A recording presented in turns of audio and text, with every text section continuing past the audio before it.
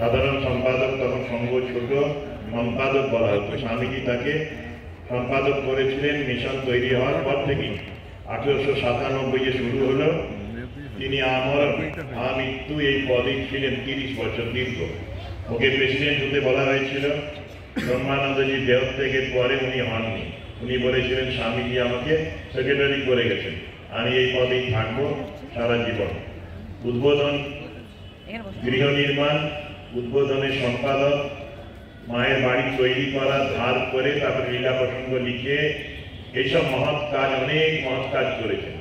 শৈশব থেকেই মানুষের প্রতি তার দরদ ছিল খুব।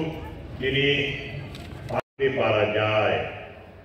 আমরা জানি কুন্তী বলেছিলেন ভগবান কি আশীর্বাদ চাইব, বর চাইব, আমায় দুঃখ কি করে না হয় তার চেষ্টা করা হচ্ছে। কালকে এক ভদ্রমহিলা এসেছিলেন, ভূতে কাজ করেন ডাক্তার। তিনি একটি দেশে আছেন, নাম বলবো না। সেখানে মেয়েদের বাড়ি থেকে বেরোনোই বারণ। স্কুল, কলেজ, মেডিকেল কলেজ সব মেয়েরা যেত আগে, সব ফতোয়া দিয়ে বন্ধ করে দেওয়া হয়েছে। যে আমাদের মেয়েদের সংখ্যায় 70%, 70% এখানে আছে প্রায় মায়েরা। সত্যি এই ভারতবর্ষ এক অদ্ভুত দেশ। ভারতবর্ষ আমাদের সুভাষ বসু, তারপরে নিবেদিতা আমাকে চিঠি লিখেছিলেন। সেই চিঠির একটি অংশ পড়ি। আদরিণী মাগো, ভালোবাসায় ভরা তুমি, তোমার ভালোবাসায় আমাদের মতো উচ্ছ্বাস বা উগ্রতা নেই। তা পৃথিবীর ভালোবাসা নয়, স্নিগ্ধ শান্তিতা সকলের পরিয়ে দিও। পার্সি যুবক একটি এলো, মায়ের অসুস্থতার পরে ম্যালেরিয়ায় ভুগে ভুগে কাহিল হয়ে গেছেন, দীক্ষাদান বন্ধ। একজন পার্সি যুবককে আশ্রয় দিতে দিন না। সেই সময় মা তাকে মন্ত্র দিলেন। মন্ত্র মা তো বাংলায় বললেন, পদ্ধতি বললেন, সে বুঝে নিল। যাওয়ার সময় একটা ওর খুব কনফিউশন হলো। ও যখন বললো মাইজি मैं जा रहा हूं, মা বললেন বাবা যাই বলতে নেই, বলেন এটা তুমি বলো। উনি বারবার ভাবছেন আমি যাচ্ছি কি করে, আসছি বলবো। পরবর্তীকালে উনি সিনেমার ডাইরেক্টর হয়েছেন, অ্যাক্টর ছিলেন, প্রডিউসার ছিলেন। ওর ফ্যামিলিও ওই ট্র্যাডিশনের ছিলেন। খুব সুন্দর একটি ঘটনা। শেষে তার সংসারে অনেক, তাহলে আমার আর মায়ের মাঝে সে দাঁড়িয়ে যাবে। আমাকে দেখালেন, আঙ্গুল দিয়ে শুয়েছিলেন, দেখালেন 4টি দেওয়ালে 4টি বড় বড় মায়ের ছবি। বললেন দেখো, অস্তিত্ব প্রতিনিয়ত বিচ্ছুরিত হয়ে চলেছে বিশ্ব প্রাণের অজস্র স্পন্দনের মাধ্যমে। তিনি আছেন, তাই স্পন্দন আছে। স্পন্দন তার অস্তিত্বের প্রমাণ। আমাদের হার্টও স্পন্দন করে, ভাইব্রেট করে, মুভ করে। সেই তিনি আছেন বলেই ওই স্পন্দন আছে। স্পন্দন তার অস্তিত্বের প্রমাণ। এই স্পন্দনই ক্রমশ মন্ত্ররূপে ঋষি হৃদয়ে নেমে আসে। তাই মন্ত্রকে ধরে বুঝিয়ে গেলে আমরা বিশ্বপ্রাণের স্পন্দমূলে পৌঁছে যাই। ভগবানের কাছে মন্ত্রের মাধ্যমে সমাগম হয়নি। আগামী দিনে আপনারা সবাই আসার চেষ্টা করবেন। এই মণ্ডপে খুব ভালো ভালো আলোচনা হয়। 3 দিন খুব সুন্দর আলোচনা করেছেন যারা মহারাজা ছিলেন। তাই এটাতেও আসার চেষ্টা করবেন। যাত্রায় অনেকে এসেছেন, কিন্তু তাও ভক্তরা কম এসেছেন। আমি দেখেছি যাত্রাতেও কজন এসেছেন, সেজন্য অনুষ্ঠানগুলিতে আসবেন। মস্তিষ্কগুলোতে পচন ধরেছে। অলস মস্তিষ্ক পচনের বাড়ি। আগে বলা হতো যে idol brain is Devil's workshop. এখন বলা হচ্ছে যে অলস মস্তিষ্ক পচনের বাসা। এর থেকে মুক্ত হতে গেলে ওই নিয়মিত নাম জপ ধ্যান তো করতেই হবে, তার সাথে সৎ গ্রন্থ পড়তে হবে নিজেদের। কতটুকু সময় আমরা ইউটিউব শুনবো। তিনি বললেন যে স্বামীজি যে মেয়েটির গান শুনতে প্রথমে চাননি, পরে শুনলেন, তার নাকি পরের দিনই শরীর খারাপ হয়, রক্ত দিতে হয়, এবং স্বামীজি ওর জন্য রক্ত দিলেন। স্বামীজির রক্ত রক্তের মতো ছিল গ্রুপ।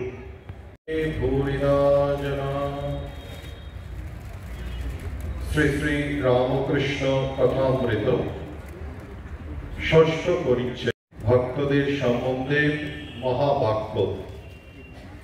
ঠাকুর শ্রীরামকৃষ্ণ শুদ্ধাত্মা ভক্তদিগকে পাইয়া আনন্দে ভাসিতেছেন ও ছোট খাটতিতে বসিয়া বসিয়া তাহাদিগকে কীর্তনীর ঢং দেখাইয়া হাসিতেছেন।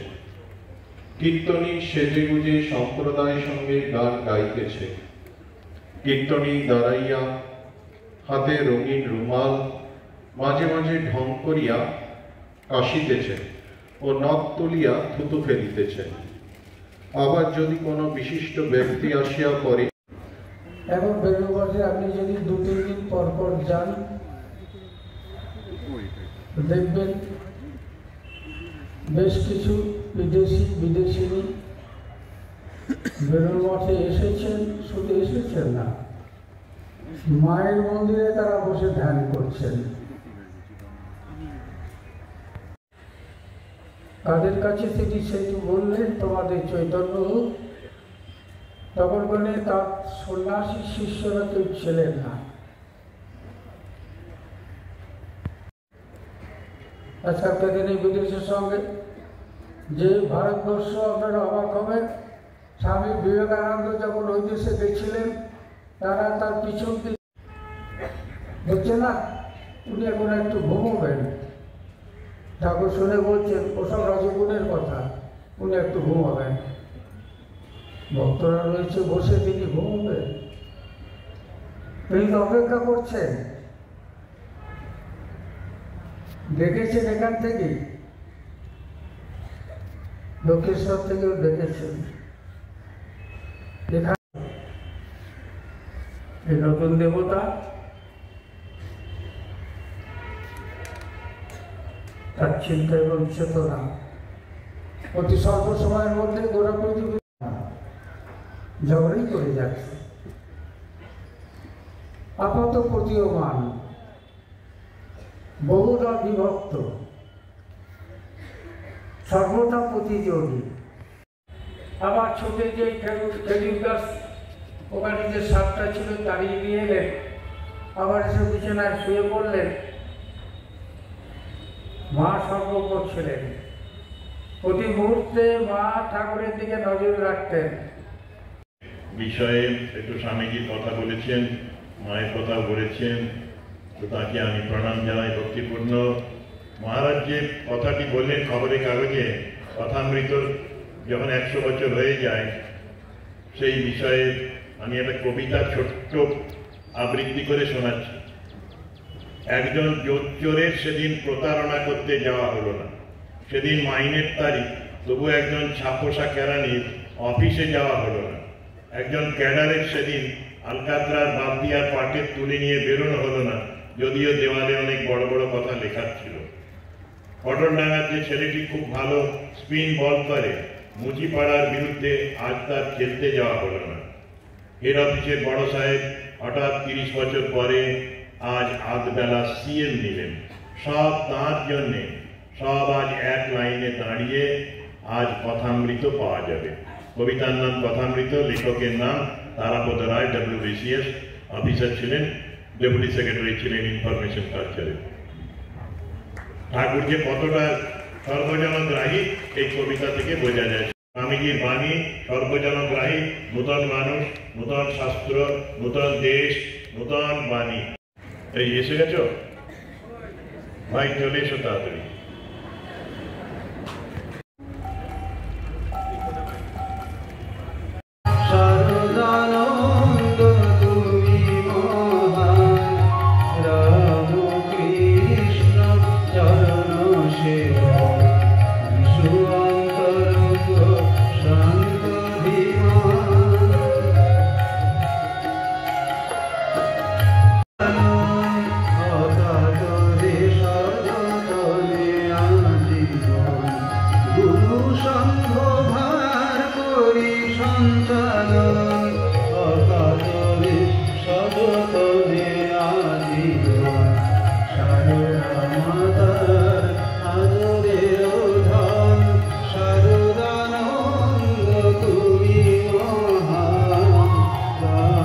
Krishna, Dharana Shiva.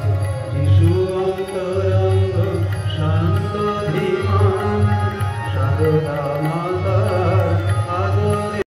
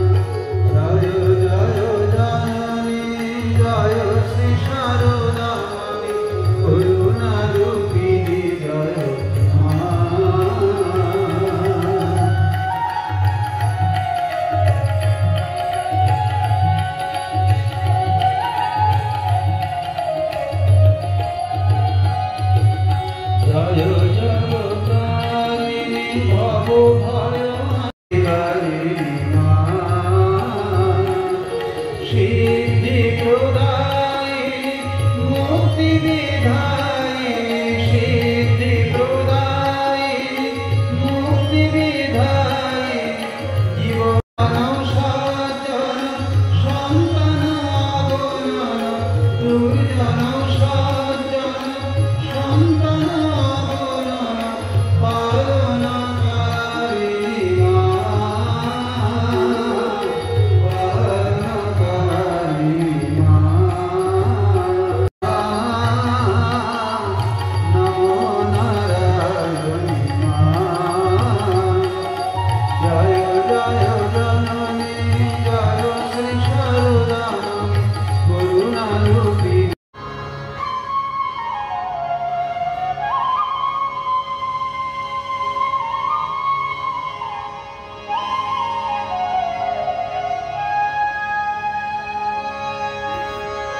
চিদানন্দ সিন্ধু তীরে প্রেমানন্দের লহরী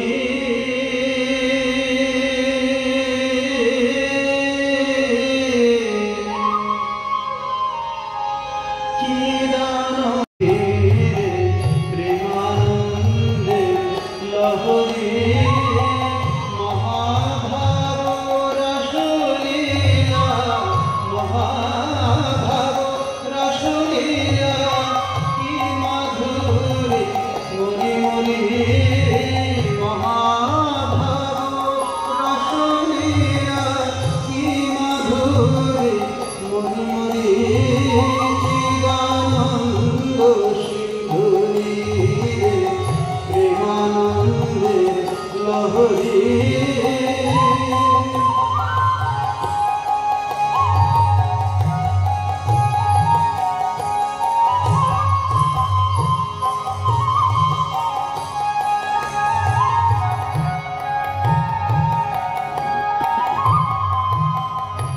বিবিধ বিলাস রঙ্গ প্রসঙ্গ কত অভিনব ভারত রঙ্গ বিবিধ বিলাস রঙ্গ প্রসঙ্গ কত অভিনব ভারত রঙ্গ ডুবিছে উঠিছে করিছে রঙ্গ ডুবিছে উঠিছে করিছে নবীন রূপ ধরি ডুবিছে উঠিছে করিছে রঙ্গ নবীন রূপ ধরি হরি হরি হরি বলে নবীন নবীন রূপ ধরি হরি হরি হরি বলে নবীন নবীন রূপ ধরি হরি বল হরি বল হরি বল আমার হরি বল হরি বল হরি বল হরি বল হরি বল হরি বল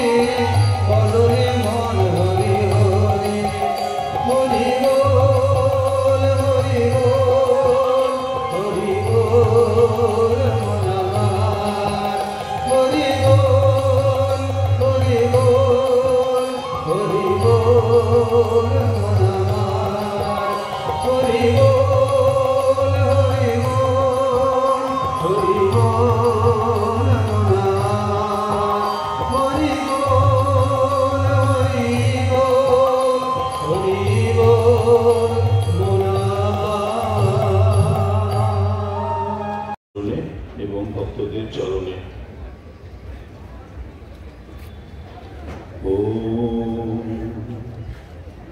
কালিন্দী ফুল্ল কমলে মাধবীন ক্রীড়ারত ব্রহ্মানন্দ নমস্তুভ্যং সদ্গুরু।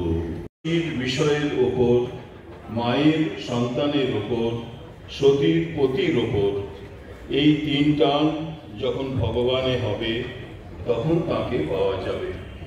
এই কথাটার মানে কি?